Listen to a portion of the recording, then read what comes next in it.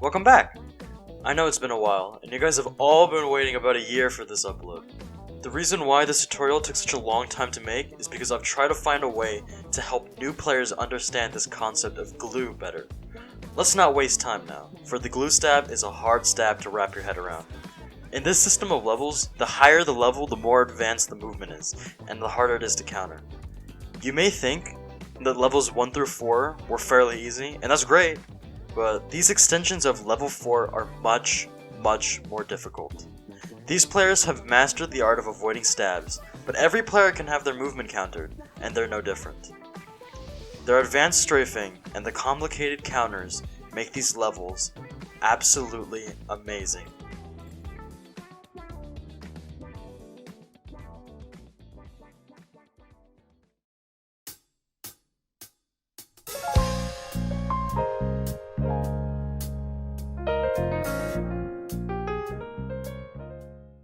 Here is your average spy. This is the class you have chosen to main for some darn reason. Arguably the hardest class in the game, and one of the least mained classes. Playing him is hard, but if you have a decent grasp on how the spy's knife works, stabbing will be a lot easier for you. Let's get a random guinea pig for testing. This soldier will do. Here, I'll even give him his rocket launcher. Every class in this game has a collision hull. This is used to calculate if a spy can backstab. The server sees if the spy is 1. Standing behind the player, even if by just a single hammer unit. 2. The spy must be aiming at the enemy, but he has 60 degrees of leeway. And 3. The spy must be looking in the same angle as the victim, plus or minus roughly 100 degrees. So, that's actually really generous. Backstabbing ignores verticality altogether. Side note, the collision holes are in a fixed rotation, and I don't know how that affects backstabbing, to be honest. Oh, every spyman is probably dying to see this knife sink into the soldier's back. All melees are hit scan. Hit scan is calculated client-side. Because of this, lag can cause quote-unquote face stabs. The same way a laggy heavy can kill you after you run behind a wall. The server will favor what the attacker sees on his screen over what the victim sees on theirs. Thanks to segmentation fault for his explanations. Let's learn how to spot these players who are strafing on 4.1. With level 4 being the root of their motion, we can use the characteristics of level 4 to help us spot level 4.1 players.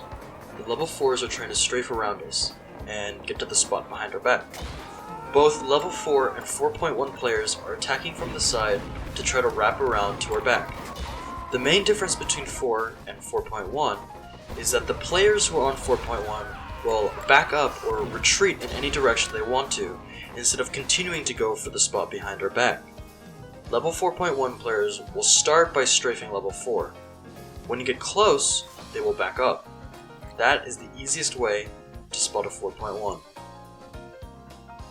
The stab we use to counter 4.1 is the glue stab.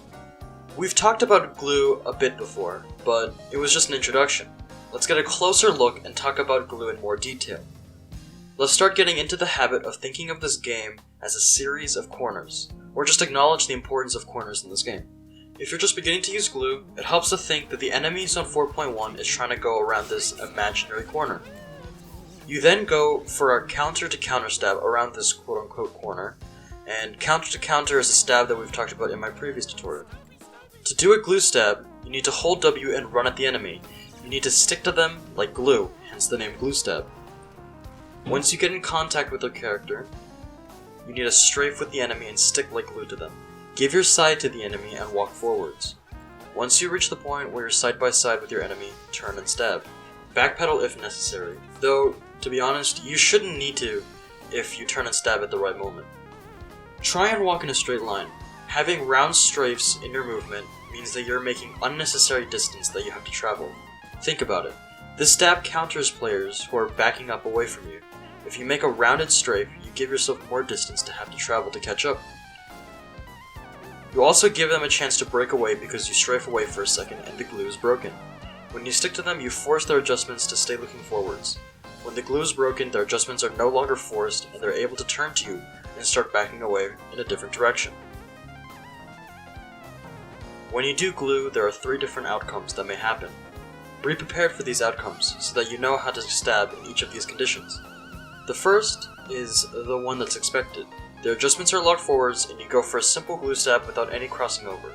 Crossing over being when the player strafes from side to side in front of you and you have to change your strafe to glue to them. The second condition is when they do cross over. You stay glued to them by strafing into them and you stab once you're side by side with the enemy.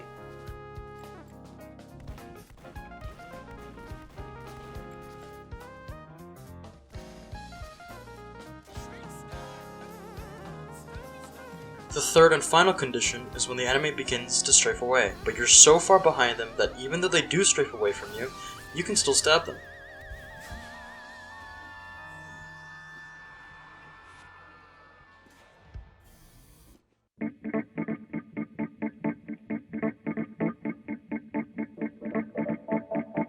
There are a lot of different outcomes, which is why we give our side to the enemy and walk forwards. Even if we think we know where the enemy will be, we never know for sure. Since the enemy has 3 different ways they can strafe, we have to account for all of them. By walking in this way, we ensure that we are easily able to stab them no matter what outcome happens. For example, let's say that there is a player who's on my left and then I turn left to face him. It'll be easiest for me to get the stab if the first or the third outcome happens. If the second outcome happens, however, we have to move our mouse a long distance to try to face the enemy. And as you know from level 1, mouse movements cause circular strafes. If we move our mouse more than we need to, we end up making a circular strafe, and that round strafe allows the enemy to escape because we've broken the glue. Giving the enemy our side and walking forwards acts as a failsafe. No matter what outcome occurs, when we glue in this way, we can still counter all 3 scenarios. There may be a scenario when you go for glue and the enemy manages to break away completely, despite the fact that you've done glue perfectly. That happens sometimes, especially with classes who can run faster than you. That's just how the game is. You can use speed boost to counteract that, but sometimes players who are slower than you can even break away. And that doesn't mean that they aren't on 4.1, it just means you have to try again another time. Even if you know for a fact that a player will not switch over due to an obstacle or because they don't tend to switch over, you should still practice facing forwards. Yes, there will be times when you are lucky and they don't break glue or switch over, or they're extremely predictable. But this stab relies completely on mechanical skill and not luck or tricking your opponent.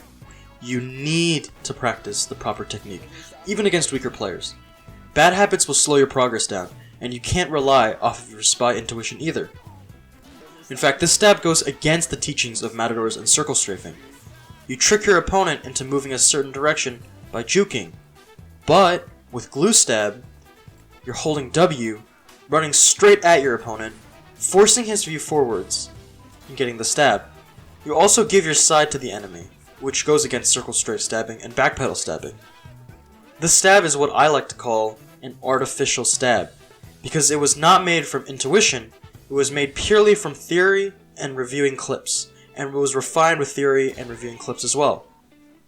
Now, whether you use Slurgy's intuition and movement method of playing spy, or Colroe Dudd's counter-movement method of playing spy, or even Mr. Paladin's brain-dead playstyle, this stab is a unique and difficult stab. It requires all the practice you can get, but eventually you'll reach a point where you can pull off glue mid-gunfight, and to everyone else, it looks like you are only pressing W. Don't confuse 4.1 movement with other movements like 3, for example. Level 1s can turn the strafe and back away, making them seem like 4.1. The main difference is that these players are not trying to attack from the side. Like level 1s, they're strafing to get you directly in front of them, they do not attack from the sides like how 4.1 does. Level 2s may also appear to be 4.1 because they attack forwards and then back up. However, they do not attack from the sides. They also use W and S a lot, and you can notice when they're aiming with mostly their mouse. Level 3s are strafing between 2 points and are making wider strafes. Level 3s can back up, and they do stand at our sides at sometimes.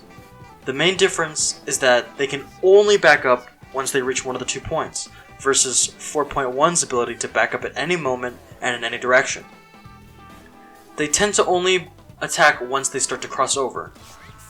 Now, level 4s show all the signs of a player who's on 4.1, but the main difference is that level 4s are trying to strafe around you to get to the space behind your back. 4.1s do not try to do this, however. They try to attack from the sides and then back away. Now, it can be confusing because some players like to switch between level 4 and 4.1. Now, there are some cases where the lines between 4.1 and other levels get blurred even further. For example, level 4.1 players can get managed matadored.